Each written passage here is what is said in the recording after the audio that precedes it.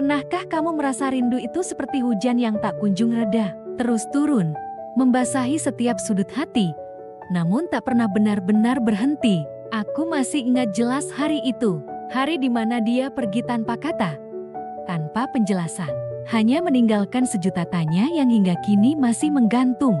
Waktu berlalu, tapi bayangan senyumnya masih tersimpan rapi dalam ingatan.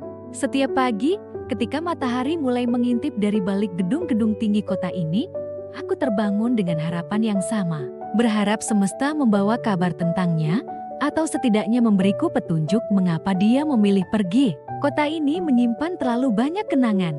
Kedai kopi tempat kami pertama kali bertemu. Taman kota di mana kami menghabiskan sore dengan obrolan tanpa ujung. Bahkan jalanan yang dulu kami lalui bersama, kini terasa berbeda ketika kulalui sendiri. Lagu-lagu yang dulu kami dengarkan bersama, kini menjadi pengingat akan momen-momen yang telah berlalu. Setiap nada seolah membawa kembali tawa dan air mata yang pernah kami bagi. Aku belajar bahwa rindu tak selalu harus diungkapkan dengan kata-kata. Terkadang, ia lebih indah ketika disimpan dalam diam. Mungkin benar kata orang, waktu adalah obat terbaik untuk luka hati. Tapi bagaimana jika waktu justru membuat rindu itu semakin dalam? Seperti akar yang tumbuh perlahan, menembus tanah, semakin lama semakin kuat mencengkeram. Aku belajar untuk tidak membenci takdir. Mungkin kepergiannya adalah bagian dari rencana yang lebih besar. Mungkin ada pelajaran yang harus kupetik dari setiap rasa sakit ini. Tentang bagaimana mencintai tanpa mengharap balasan, tentang bagaimana merelakan tanpa kehilangan harapan. Setiap malam, ketika kota mulai tertidur, aku masih sering bertanya-tanya, apakah dia juga merasakan hal yang sama? Apakah ada sudut hatinya yang masih menyimpan kenangan tentang kita? Atau mungkin dia sudah menemukan kebahagiaannya sendiri di tempat yang jauh?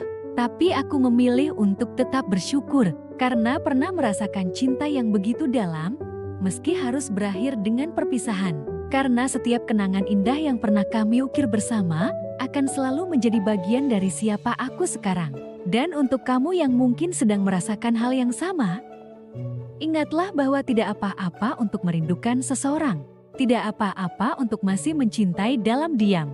Yang terpenting adalah bagaimana kita tetap tumbuh dan berkembang, meski dengan membawa rindu yang tak pernah selesai ini. Terima kasih sudah mau mendengarkan ceritaku.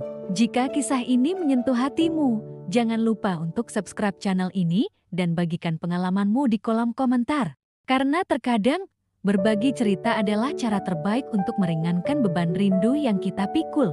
Sampai jumpa di video selanjutnya, dengan cerita-cerita yang akan membuat kita semakin memahami arti dari sebuah perjalanan cinta.